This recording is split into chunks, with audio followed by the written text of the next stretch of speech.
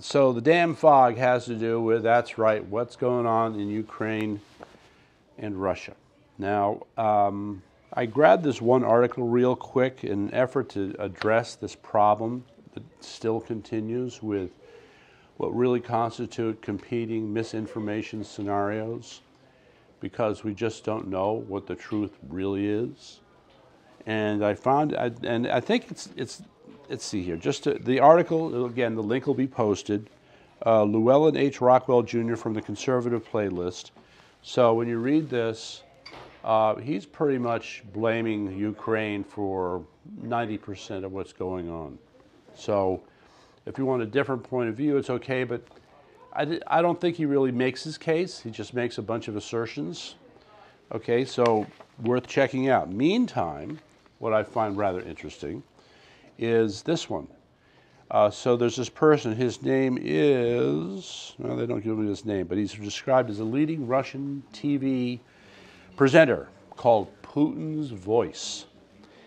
And so in this particular show, he was carrying on about what the hell happened that the Soviet flagship, Russian flagship Moskva, got sunk. And so he's just going through everything about what could have gone wrong, and heads have got to roll. Only problem is I think a lot of those heads are right now at the bottom of the Black Sea, so you might have a problem there.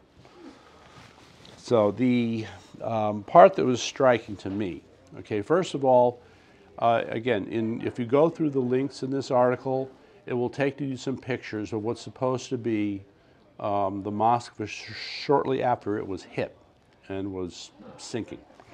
Now, one of the problems is then there's a Twitter link to the same thing, and it shows what looks like a tugboat next to the Moskva. What does not make sense is that the Moskva, supposedly the Moskva, looks very tiny compared to that tugboat. It doesn't make sense. Now, the one other thing I just want to throw in here about this is that this ship was built in, I believe, the early 80s. Someone will have to check my facts on that. But this ship is in the range of being 40 years old. Now, just to mention it, the very first ship I served on had been in the Navy fleet for 35 years, and it was being decommissioned. So that this ship is that old and it's still out there raises questions. By contrast, for example, I believe it's a destroyer called the Sullivans, which has been a tourist attraction up in Buffalo, Lake Erie. Just recently, that ship has started to sink. It was taking on 13 gallons of water a minute, and they're fighting to save it, but it's my understanding that that has basically sunk, okay? So here's a boat comparable age. At some point, the hull rusts, it gives way, you get leaks, and that's it, okay? So in some sense, you know, this is the stupid question. Are there any insurance policies on Navy ships? Because if there is, this is a great way to collect some money on the Moskva. So that's my conspiracy theory for the day. So the link is there, check it out, and you can make up your own mind. Next, pigs on parade. These would be the Connecticut officials who are eating your money. And my goodness, are they enjoying it. Yes, so it turns out that when you look at the people who work in the legislative office for the Connecticut state government, there is a list, and it is a long list of people who are earning well over $100,000 a year. Democrat and Republican alike, although I would say that more of them tend to be Democrat. The top guy, he's a Democrat legislative coordinator. I don't have his name here, but he's bringing home $195,000 a year. Do you think he's worth it? I don't. I mean, what are you doing? Really, I mean, what kind of skill set are you bringing to this that you merit $195,000 a year? So this is another thing. Go check it out. Okay, now we move on to the next thing, and that is ignorance kills truth. All right, this gets a little controversial. The actual title is Stanford Hedge Fund Manager Finances Hate-Mongering in Connecticut Politics. Okay, so this is your typical liberal screed that's attacking a person who is perfectly entitled to his point of view, even if it's considered out of fashion. So the gentleman in question, I'm looking for his name here. Last name is Feeler. He's a hedge fund manager in New York. Now, what he's done is he's set up a PAC, and he's working with Stefanowski in his campaign. Feeler is a, see, how did they describe him here? Top-tier Catholic political evangelist with a fat checkbook. Okay, so the things that Mr. Feeler are going after is he's going after the gay lifestyle, he's going after transgenderism, and he is vilifying gay parenting. So guess what? The author of this article, Dave Collins, is a gay parent, so he feels a little offended. So that said, I think there's certainly a debate to be had here.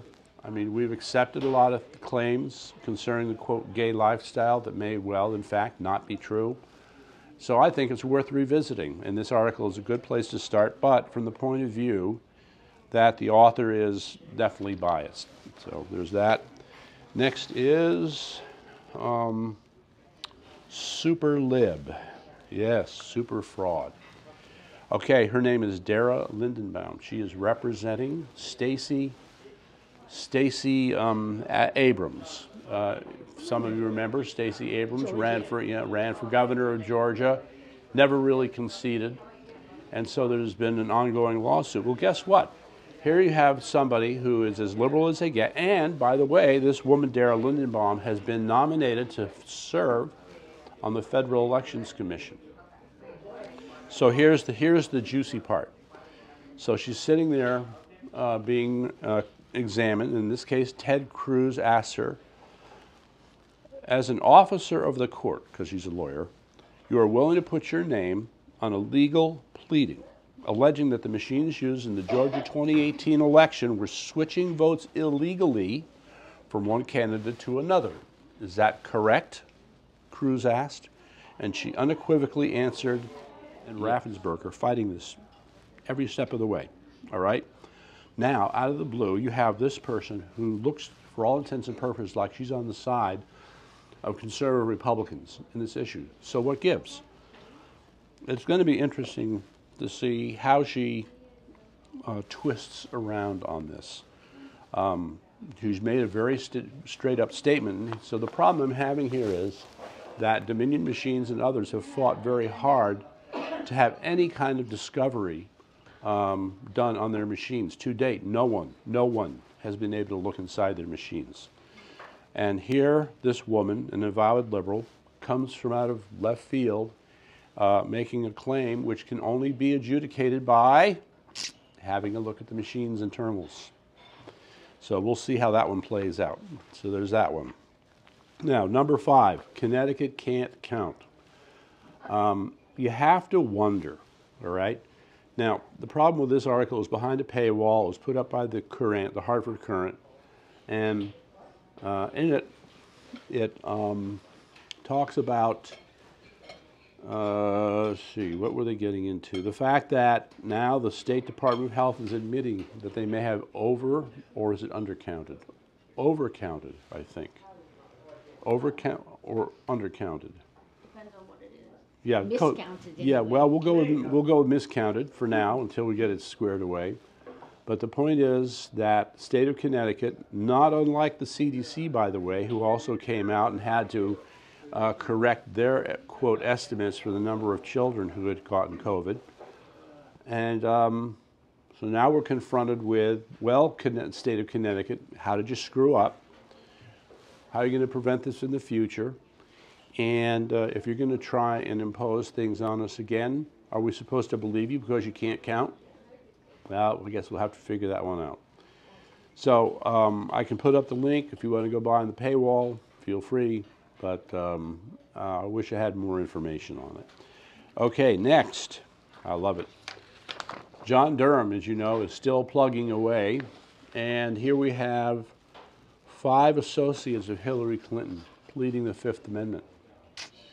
5 of them, and pretty much all at the same time. So I look at that as saying that John Durham is definitely getting closer and closer. So unfortunately, the article doesn't give us the names of those associates, but it makes clear that John Durham's approach, where he's just grinding away, just slicing a piece off at a time of the case, is, well, as far as I can tell, it's working. Meantime, the teachers' unions, who would have thunk it? The teachers' unions have new enemies, if such a thing were possible. So the new enemies are liberal parents. Liberal parents. Who would have thunk it? So if I could find the name of this person, Kulia Pringle, who worked in the Minneapolis Federation of Teachers, has gotten very upset because it's obvious that her kids have fallen behind in school, and she blames the unions, and she has drawn the conclusion, even though she's been a supporter for a long time, that they really are only interested in themselves and not the kids' education. So she makes the point, and then they go on to find someone who's even more radical, even more leftist, who's come to the same conclusion. The circle is getting smaller and smaller. I think I love it. So this person is named Carrie Rodriguez, who's a member of the SEIU.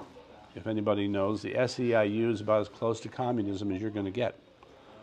So she made the point, just to quickly give her quote, "Only in the education system are parents treated as if they should be passively going along, allow others to not only run the system, but run in a way that's beneficial to adults." So, I mean, when you have someone like that seeing through the haze and seeing the truth, you know the teachers union has a problem. Okay, number 8. I'm melting. I'm melting. Yes, that's right. The evil witches of the legacy media are in trouble. So this article talks about how so much bad news is coming over the transom for them that they cannot even begin to try and control it. So I'll just quote one, the link will be up there, but I'll just quote this one piece that really puts it into perspective. So Chuck Todd, who is another, you know, liberal hack. Up Chuck Todd. Yeah, up Chuck Todd, yes.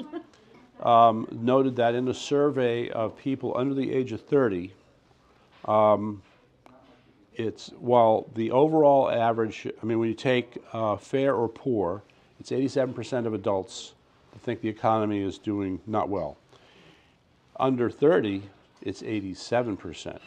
Now, these are the ones who are trying to buy a house, start a family, you know, trying to take care of the things that they want. It's not happening. So they're looking at that and saying, yeah, we got a problem coming down the pike. Now, this one kind of gets me. This is Democrats reject GOP attempts to upload Hunter Biden's laptop into congressional record. Okay, I don't know if you saw the first occasion, but I'm trying to remember that guy's name. He holds up the laptop. He says, Mr. Speaker or Mr. Chairman, I have a copy of the laptop. So let me just compare and contrast two things quickly here, all right? So the Democrats are continuing to fight, all right, introducing this into the record. Meantime, our ever lovely friend Marjorie Taylor Greene makes the point that very soon, the Hunter laptop is going to be released to the public. So what the hell is that? It's going to be released to the public, and the Democrats in Congress are trying to fight it being introduced into the congressional record? How stupid is that? Okay, just had to say. And just a quick, last quick things here. Ilhar Omar gets triggered by passengers worshiping Jesus on a plane. Well, poor Elon. Poor Elon. And now the other thing is, thanks to Jackie Homan and others from Greenwich Patriots, an FOI dug this up. It says gender spectrum. This is what is called a gender support plan. So this is your key administrative document for the gender identity wars, if you will. So for every student about whom there would be questions concerning gender, they use this. Now, I don't have the link for this. Somehow I'll find it. And the very last thing, because we're going to interview her tonight, Sally Fink is going to explain this, okay? The Connecticut Sentinel. We are so proud of her in terms of this and the hard work that she's done to make this happen. But this is the latest issue, and we're going to find various ways to make it available to as many people as possible. And on that happy note, oh wait, and let's just last the Connecticut Commie of the Week, Art PERLO. Now, Art PERLO, I'll call him the smiling mustache. If you get a good look at his picture, he's got a huge mustache. But guess what? He is the husband of Joelle Fishman, who runs the Connecticut Communist Party. So it is an oversight on my part that I did not realize communists get married too. So, but there you go, Art PERLO. All right, thank you very much.